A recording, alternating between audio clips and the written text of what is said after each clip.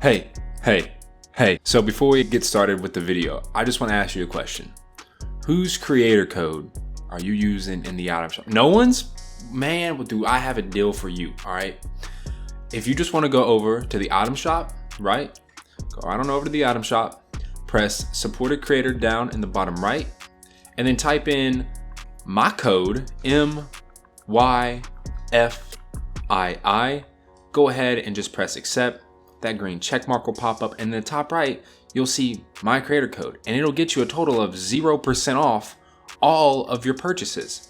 But it'll help me out, and I got kids to feed. All right, not really, but for real, if you guys want to use my creator code, you can. It will greatly support me, and I do really appreciate it. My videos have ever helped you guys out, or if you're just trying to help a brother out, you can use my creator code, like I said, MYFII, and that will support me. And with that out of the way, let's go ahead and get right into the video.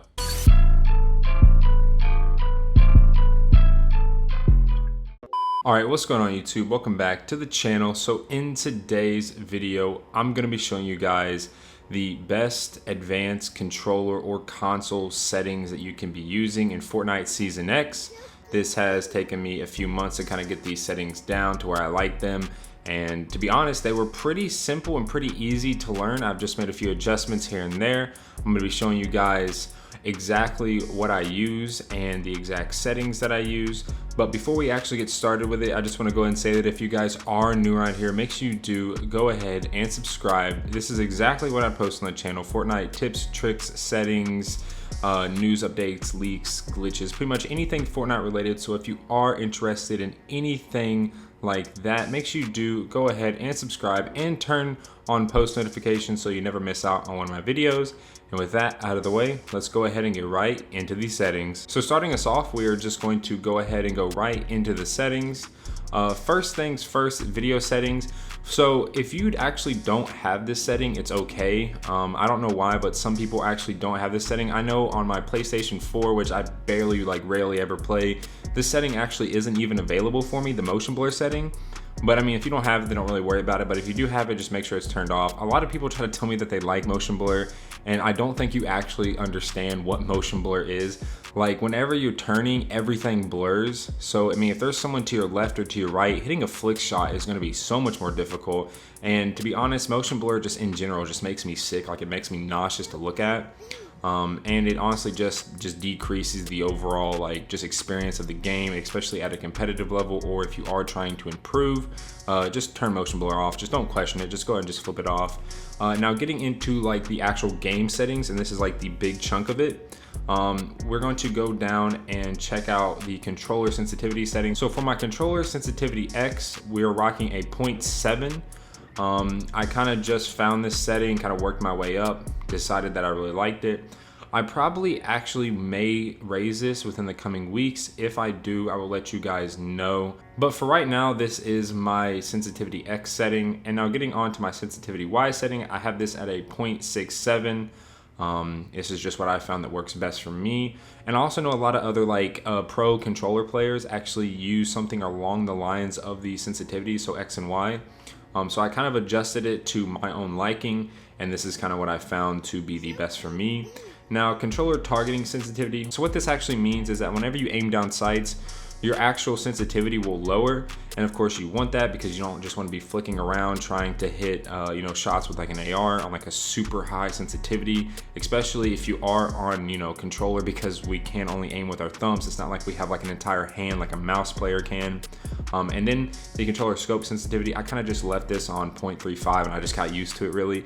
At first it was kind of weird, but like I said, I just got used to it. So this is whenever you're scoping in with a sniper rifle, and this is just what I found to be the best. So it slows your regular sensitivity down so you can actually hit shots with a sniper better.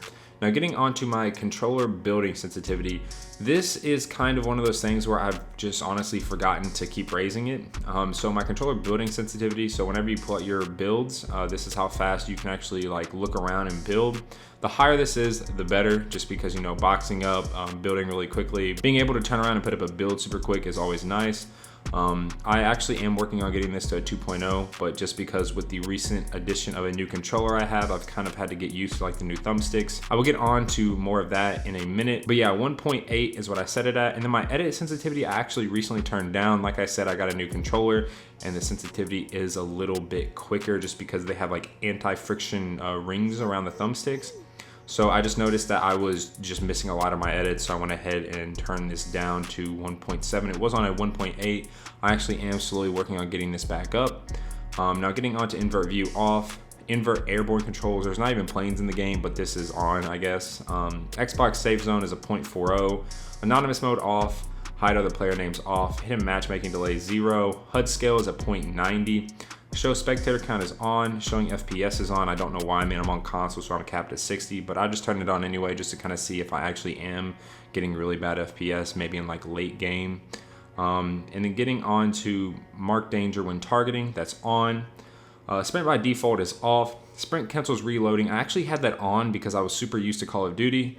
And if you guys don't know, in Call of Duty, if you try to sprint, it'll cancel your reload. So you know if you're reloading and then someone starts pushing you, then you can just sprint. But I realized that I could easily just YY with my pickaxe and that would cancel my reload. So there's no point to have that on. Tap to search and interact, make sure you have this on because the worst thing ever is reviving a teammate then accidentally letting go of like your revive button. Literally all you have to do is just press it and it'll do it for you.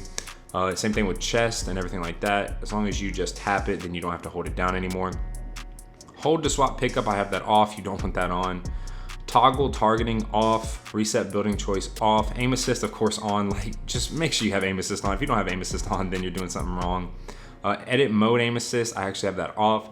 Turbo building of course I have on. Turbo delete in creative mode I have on. Controller auto run I actually have off. I just don't like controller auto run. I also don't like sprint by default either. Now auto open doors, I actually have this on and I will explain to you guys why I have this on. So there has been like a weird bug in the game and it has stayed in the game for a while where whenever you do like a corner wall edit, sometimes like even though you know that you specifically selected like the last piece, it will make a door. And if you have auto open doors on, whenever it makes that door, you don't lose any momentum. So you still continue to go at full speed if you're trying to tunnel or something.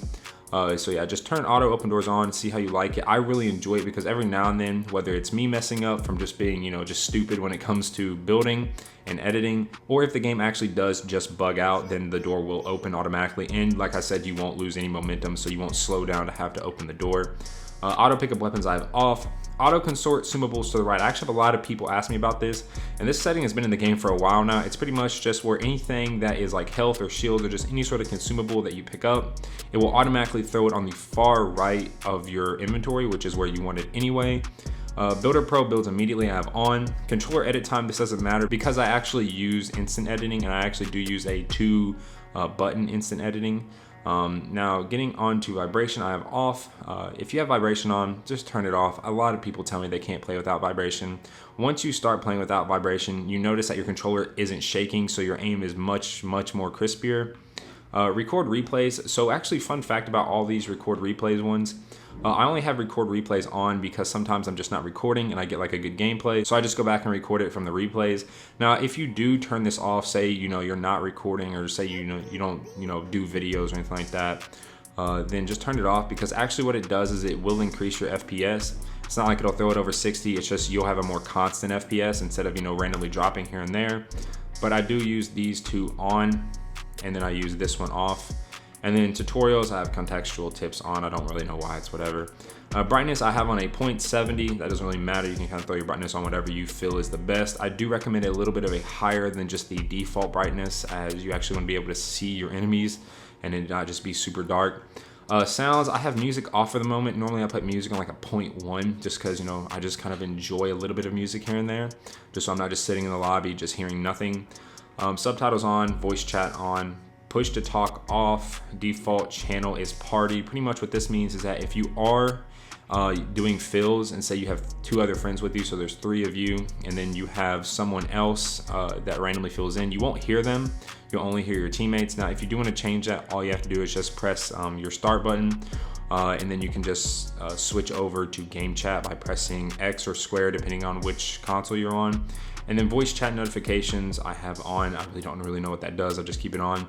Now getting on to accessibility. Now this is a big one. Colorblind mode, I actually have off. Now if you're playing in a very competitive setting, or if you're just trying to get the best edge on someone, turning this to this one, I think it's pronounced Deuteranope, and you turn it up to about 5 will actually allow you to see into the storm, so you won't have a problem with seeing people coming out of the storm. It kind of does mess up your colors a little bit, but you know, if you're trying to get the best competitive edge, turn it on, turn it up to about 5, and then just apply it. Now I'm just gonna go ahead and turn that back off just because I don't use it.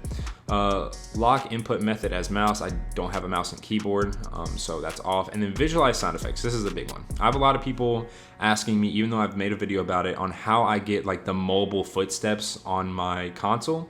Now when this first came out to console, whenever you would turn it on, it would actually disable your in-game sound. Since then they've updated it and you still actually get in-game sound and you can still see footsteps. This is really good whenever like a vehicle, even though like 90% of the vehicles are gone now, this is really good with a vehicle or if someone's gliding in, or if there's someone like around you that is walking or running. It also will pop up normally before you actually even hear the footsteps, so it'll give you a much bigger time to react. So I turn that on. Now getting on to my controller settings. Now this is probably the big part that you guys want to know about, like what are my controller binds. And what I actually do, and I actually didn't know I did this until I actually watched someone else's video about it, is that I actually use a 2-button like edit bind, if that makes sense. So pretty much what happens is that I use one button to activate edits, and then I use another button to confirm edits. Apparently this is faster, it works better. I have noticed that my editing is a little bit faster than my friends, and they all use a single, you know, just like a 1-button edit keybind. So they press the button to edit, then they press the button to confirm it. I actually didn't even know that was possible. I actually just did this by mistake, but apparently it is possible. But so what I do is that I go over to custom, and then I reset it to Builder Pro, right? And then once I do that, I then go over to my B button or your circle button, depending on which console you're on. And then I set that to my switch mode, not switch/edit mode. Make sure it's strictly on your switch mode. And then my edit button is my A button. And then you all might be thinking, what is my jump button? Well, my jump button is actually right on the D-pad. And now this is kind of getting into the controller I have. I have actually done an unboxing on the controller I do own. It is the new Scuff Prestige for Xbox. So how I have mine set out, so if you guys don't know, Scuffs have paddles on the back. It allows you to do more with your hands while your thumbs stay on the thumbsticks. So what happens is that my Scuff, or my controller, has 4 paddles on the back, but I actually took off one of them. So on the far left, on the outside left side of my, on the back of my controller, I have 1 paddle, and that paddle is jump. So with my far left paddle, I have that bound to right on the D-pad. So I can still jump without actually having to press, you know, the front of my controller right on the D-pad, so I can jump.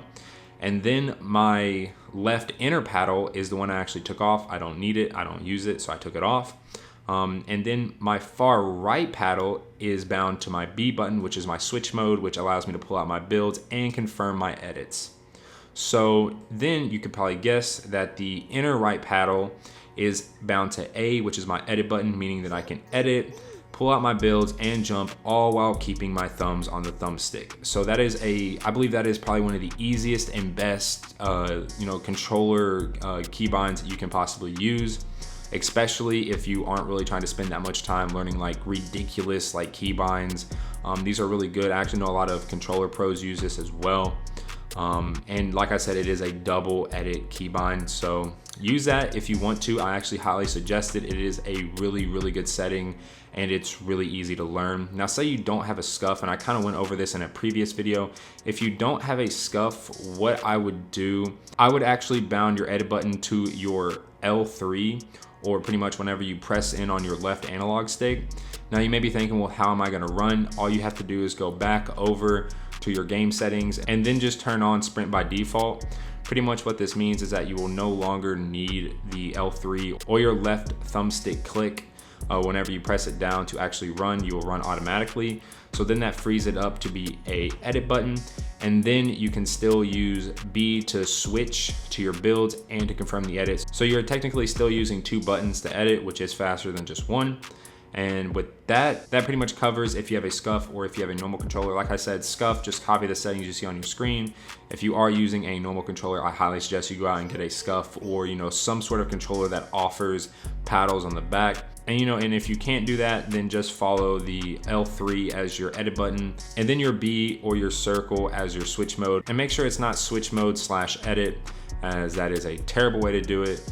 Make sure it just says switch mode. And yeah, that's pretty much gonna go ahead and wrap up a good majority of the settings. If you guys have any other questions, maybe you guys have some tips or anything like that for other people to use, or just let me know what your all's controller binds are. I'm actually curious to see how you guys use your controller. Maybe yours are different from mine. Maybe you have a SCUF and yours are just something crazy. I would actually love to know what you guys actually have. And with that out of the way, thank you guys so much for watching the video. If you did enjoy it, make sure you do drop a like. And like I said, let me know in the comment section below what your controller binds are. And with that out of the way, I will catch you all in the next one. Peace.